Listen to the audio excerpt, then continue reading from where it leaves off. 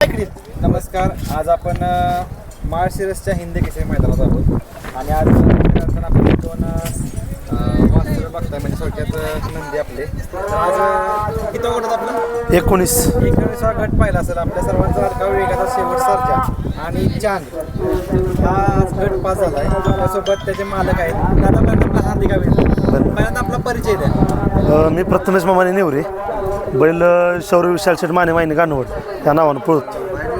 दादा काय सांगाल आज खऱ्या अर्थानं वेगाचा शेवट सर्जा आणि चांद आज ही गाडी पळाली, कशी गाडी पळाली आज पहिल्यांदा? काय झालं पायरा नव्हता झाला दोघांचा पण आमच्या. परवा दिवशी रात्री मला आला बाला डॉक्टरांचा फोन. मला म्हटलं काय केलं नियोजन, म्हटलं नाही काय केलं नियोजन कारण माझा अगोदर झालता शिवर पायरा पण ते जरा बैल मोठा हे बारका म्हणजे गाडी पळली नसती म्हणून आम्ही ते जरा कॅन्सल केलं ते नियोजन. मग आमचा काय पायरा झाला नव्हता. मग परवा दिवशी रात्री अचानक फोन आल्यावर मला वाटतं एक 8-8:30 वाजता फोन आला परवा दिवशी. मग चिठ्ठ्या 9-10ला बंद झाल्या आणि 8-8:30 वाजता फोन आला. मला म्हणले गाडी पळूया. चालतंय म्हटलं पळूया, नाही काय अडचण. ते काय एका मिनिटात पायरा झाला, नियोजन झालं आपलं आणि पळालाच गटपास झाला गाडी. दादा दोन्ही पण तुमचे नंदी असतील. आता एक तुमच्या दावणीचं नाव प्रत्येक वेळी गुलाल ठेवतायत. काय सांगाल म्हणजे या मागचं रहस्य वगैरे काय सांगाल? नाही रहस्य म्हणजे काय मालकाचं प्रामाणिकपणा म्हणजे विश्वास सगळ्यांच्यावर. मालक काही तर नसते ते. नंतर बैल सांभाळणारे योगेश भाऊ आहेत त्यांचं म्हणजे हे आहे ना सगळं श्रेय त्या दोघांनी जातं. नियोजन काय कोण बी करतं पण ते बैल सांभाळणं परत मालकाचा विश्वास असणं गरजेचं आहे, बाकी काय नाही. लहान वयापासून आदत वयापासूनच तो चर्चेमध्ये आहे, मोठमोठ्या पायऱ्यामध्ये पळाला आहे आणि कायम गुलालामध्ये असतो. काय सांगा? हां, घेतानाच आम्ही ठरवलं होतं पाळ तर वासरू चांगल्याच पायऱ्यात पळवायचं. कारण हे वासरू घेतलं होतं आम्ही 6 लाखाला 6.5 लाखाला घेतलं होतं वासरू घेतल्या म्हणजे दोन्ही पण ते 5 लाखाला घेतलं होतं आणि 6.5 लाखाला घेतलं होतं. त्यानं पण पहिल्या मैदानात गुलाल दिला तर हा फक्त पहिल्या मैदानात म्हणजे गटाला मार खाल्ला होता पण त्याच्यानंतर याचं कायम गुलालात आहे, तो पण कायम गुलालात आहे. उंची लहान त्याची कीर्तिमान असं म्हणावं लागेल. हां, कारण आता ही उंचीनं आहेच कमी पण कीर्ती पहिल्यापासून त्याची मान आहे. कारण आता मैदानात गेले की चर्चाच होती. हो, आता काय झालं आहे मला वाटतं चिमणी असू दे, लखन असू दे, बकासूर असू दे म्हणजे कुठला बैल नाही मानगरच्या वादळवर 5 ते 6 एक नंबर आहेत.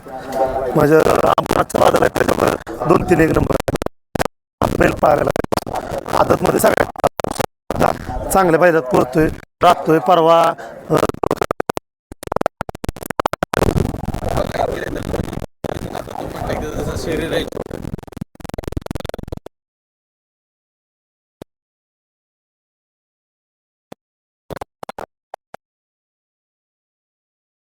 त्या बैलावर पळू नका, त्या बैलावर पळू नका. आम्ही नाही म्हणजे आम्हाला जो बैल मिळेल त्या बैलावर पळतो. आम्हाला आत्तापर्यंत वासरानंतर काही नाराज केलं नाही. आम्हाला सगळे म्हणतात की आता कुठला बैल खाड्या माताचा आहे, कुठला काय तुम्ही पळवू नका, परत वासरू पाळायचं नाही. पण आम्ही घेतल्यापासून आजपर्यंत बघतोय वासराचं स्पीड काही कमी नाही, वासरू वाढतेच पण कमी नाही. आज हिंद केसरीचं मानाचं मैदान होतं म्हणूया आपण की आता एवढं मोठं मैदान आणि सर्जरीच्या म्हटलं की अचानक नियोजन झालं. कुठंतरी आपण म्हणतो की मनमोकळेपणानं पहिला झाला तर त्याचा रिझल्ट दिसून येतो. गाडी त्या पद्धतीनं जबरदस्त असं स्पीड लागली गटालाच. काय सांगाल? नाही, गाडी चांगली पळाली.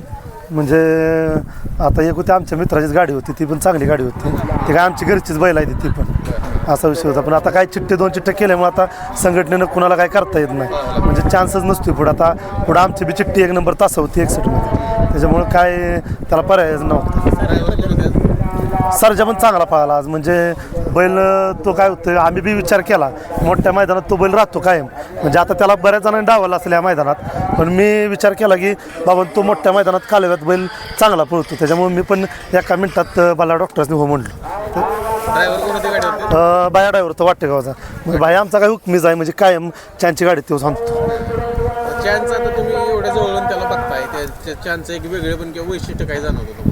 वैशिष्ट्य म्हणजे नाही असं काय पण आत्तापर्यंत जेवढ्या पायऱ्यात पळाला का नाही वासरू कोणाला कमी नाही पडलेलं.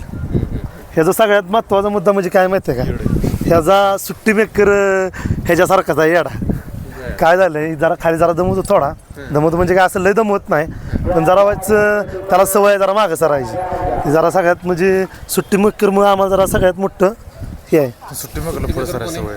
हां, सुट्टी कोण करतात? बाळूभाऊ चव्हाण निवरीच आमचा अख्खा घरातलं जाईल. हो या की बरोबर या की इकडे ज्या पद्धतीने तुम्ही म्हटलं की आता या बैलगाडी क्षेत्रामध्ये आपल्या या की सुट्टी मेकर आणि ड्रायव्हर महत्वाचे पैलू आहेत. आणि सुट्टी मेकर जर बघायला गेलं तर सगळ्यात रिस्की काम कोणाचं असेल तर ते सुट्टी मेकरचं आहे.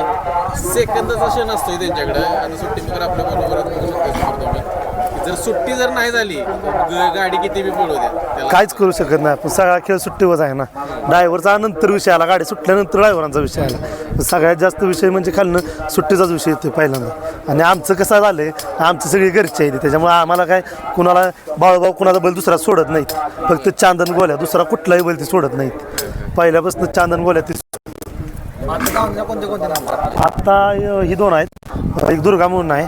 आत्ता एक नवीन खोंड घेतला आदत, त्याच्यामध्ये परवा तो निमगाव सावकरभर पळाला आहे आदतला. तो पण खोंड चांगला पळतो आदत. नियोजन कोण करतो? नियोजन सगळं मीच करतो. म्हणजे असं काय नसतं सगळ्यांच्या सहमतीनं. मी बी एकटा करत नाही. मला जरी कोणाचा फोन आला तर सगळ्यांनी विचारून नियोजन होतं. असं नाही की मी एकट्यानंच निर्णय घ्यायचा, असं काय नसतं. मित्रांनो नक्कीच दादा चांद आणि गोल्या आपले एक गुलाला तुम्हाला प्रतिवेळ ठेवतात. नक्कीच आज तुम्हाला हिंद केसरीचं गुलाल लागेल हीच तुम्हाला शुभेच्छा असेल दादा. हो धन्यवाद. धन्यवाद.